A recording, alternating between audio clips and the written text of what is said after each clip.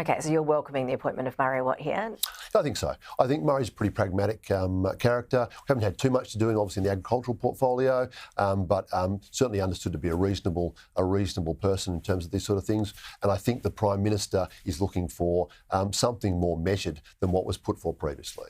Obviously, saw the Prime Minister step in a number of times before the election to slow down the nature positive legislation, ultimately to stop it, and to refuse to deal with the Greens on that issue.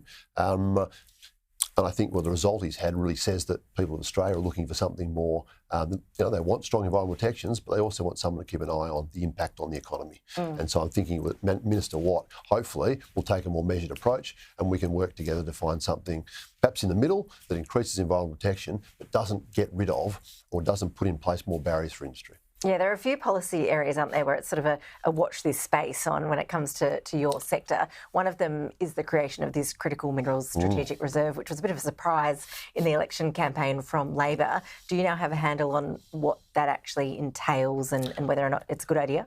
Well, I think it probably is a good idea. The question is, can it be effective beyond the scale of the project, the size of the project? They've got a $1.2 billion, which doesn't buy a lot of critical minerals. So we're probably talking about things like rare earths and other niche critical minerals or critical minerals byproducts. It could work quite well, but we've got to make sure we do that closely in designing it with industry to make sure it can actually help companies get projects off the ground and secure financing, and also meets the other objective, which obviously is to make sure we're in a position to provide our strategic partners. We're talking nations like the United States, Korea, Japan and India.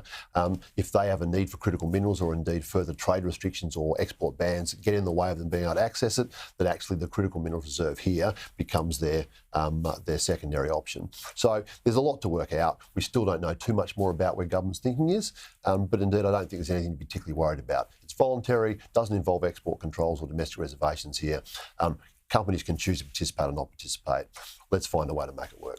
Okay, all right, we'll watch developments in that space pretty closely then, and it looks like the North West Shelf will be the first big agenda item in your area. So we'll, look forward to speaking to you again once we get a decision either way. Warren Pearce, thank you for that. Pleasure, Ashley.